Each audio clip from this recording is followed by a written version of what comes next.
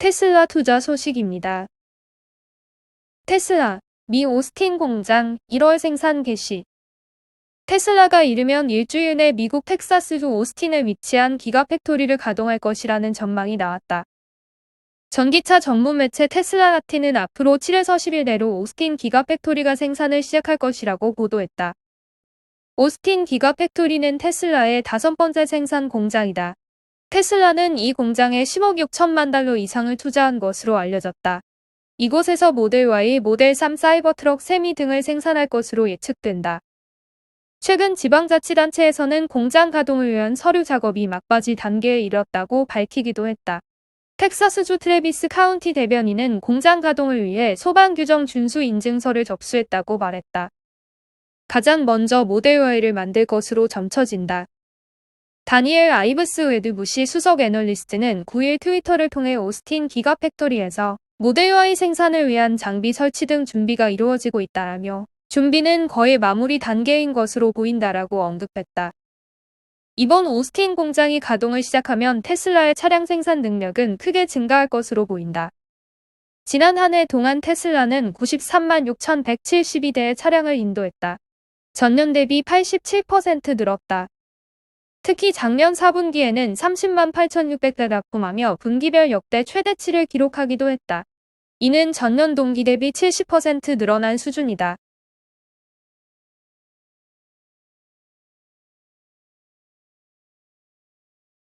리비안 투자 소식입니다. 리비안 10호, 수익성보다 신차 출시 능력에 중점. 미공장 생산 능력 확대. 제2의 테슬라로 불리는 전기차 스타트업 리비안이 수익성보다는 신차 출시 능력 강화에 집중할 계획이라고 밝혔다. 월스트리트 저널에 따르면 리비안의 최고 재무 책임자 클레어 맥도너는 사업을 확장하기 위해 이익보다는 성장을 우선시할 계획이라며 이같이 전했다. 맥도너는 이날 수익성에 우선순위를 두기보단 신차를 신속하게 출시할 수 있는 능력을 키우는 데 중점을 두고 싶다고 말했다. 맥도너는 투자은행가 출신으로 현재 리비안의 몇십억 달러 규모의 예산 배정과 사업 확장에 드는 자금 조달 업무를 담당하고 있다. 앞서 지난해 11월 리비안은 나스닥 상장을 통해 137억 달러를 조달했다.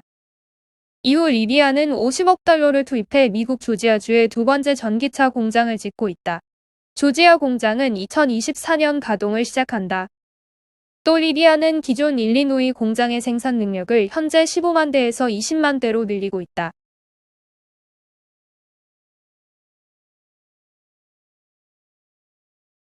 애플 투자 소식입니다. 애플 앱스토어 2021년 기록적인 수익 창출.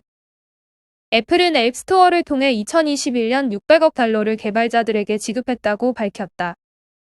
애플이 가져가는 수수료까지 감안하면 이는 앱 스토어 매출이 지난해 급속한 성장세를 이어왔음을 보여주는 수치라고 CNBC가 보도했다. 이 같은 수치는 과거 애플의 발표치와 비교해도 정확히 나타난다. 애플은 지난 2008년 이후 2019년까지 개발자들에게 총 1,550억 달러를 지불했다고 밝힌 바 있다. 그리고 2020년 말에는 누계 2,000억 달러를 지불했다고 했다. 2020년에는 450억 달러를 개발자들에게 지급한 셈이다. 그리고 지난해 그 수치는 600억 달러로 늘어났다. 지난 2020년에 비해 무려 33.3%나 증가한 것이다. 이 통계는 애플이 투자자들에게 자사의 서비스 사업에 대한 모멘텀을 제공하기 위한 다양한 수치의 일부로 발표됐다. 애플은 주기적으로 투자자들에게 회사의 경영 상황을 공개한다. 이번 발표에 근거하면 애플은 아이폰이나 워치, 맥 등 하드웨어 판매로 돈을 벌 뿐만 아니라 앱스토어를 통한 앱 다운로드 서비스와 매출로도 막대한 수익을 얻고 있음을 보여준다. 이는 투자자들과 분석가들에게 중요한 신호다. 하드웨어 판매보다 앱 판매의 수익성이 월등히 높고 안정적이기입니다. 특히 애플은 구독 서비스를 본격화한 이후 월정액에 기반한 수익을 늘리고 있다. 이 부분의 매출이익률은 거의 90%를 넘는 것으로 추정되고 있다. 애플이 앱스토어에서 개발자에게 지불하는 금액은 애플 전체 앱스토어 매출의 70에서 85%를 차지한다. 나머지 15%에서 30%는 앱스토어에서 결제된 금액 가운데 애플에 지불하는 수수료 수입이다. 애플은 애플 뮤직, 아이클라우드 등 애플이 제공하는 구독 서비스를 포함해 7억 4,500만 건의 유료 가입자를 확보했으며 여기에는 앱스토어를 통해 앱에 가입하는 고객도 포함했다고 밝혔다. 이는 지난해 여름의 7억 명보다 6% 이상 증가한 수치다.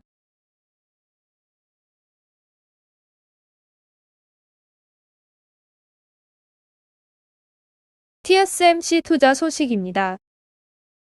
파운드리의 힘, TSMC 또 월 매출 사상 최대. 반도체 수요가 폭발적으로 증가하면서 세계 1위의 파운드리 업체 대만의 TSMC가 기염을 토하고 있다. CNBC를 비롯한 외신들은 지난해 12월 TSMC의 월간 매출이 56억 달러를 기록해 전달인 11월에 비해 4.8% 증가했다고 보도했다. 이에 따라 2021년 4분기 매출액도 사상 최대를 경신하며 6분기 연속 매출 신기록 행진을 이어가게 됐다. 스마트폰에서 자동차까지 대부분의 산업에서 공급 부족이 지속된 가운데 수요가 멈출 줄 모르는 상황이다. 일본 니케이 신문은 TSMC가 수급 불균형에 따라 생산 가격 인상을 검토 중이라고 보도한 바 있다.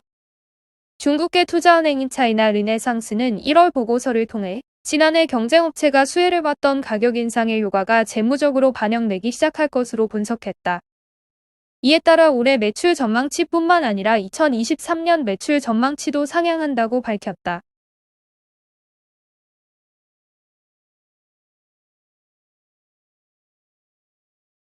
보잉 투자 소식입니다. 중국, 보잉 737 맥스 3년 만에 운항 재개. 승객은 안 태워. 잇따른 추락사고로 운항이 금지됐던 보잉 737 맥스 여객기가 3년 만에 중국 하늘에 등장했다. 10일 신랑재경에 따르면 하이난항공 소속 보잉 737 맥스 여객기 한 대가 전날 산시성 타이엔 공항을 출발해 하이난성 하이코우 공항까지 비행했다. 총 비행시간은 2시간 52분이다.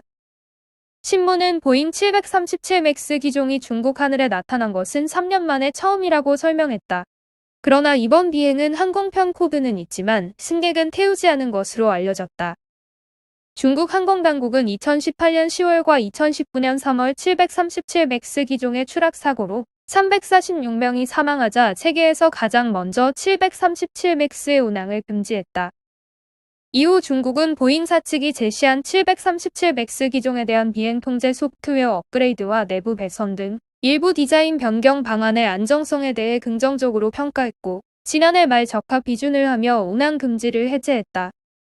보잉 737 맥스는 결함 보완 작업을 거쳐 2020년 11월 이후 미국, 유럽연합 등 전 세계 175개국에서 운항 재개 승인을 받았다. 운항 금지 당시 중국의 13개 항공사가 총 97대의 보잉 737 맥스 기종 여객기를 운영하고 있었는데 이는 미국 다음으로 큰 규모였다.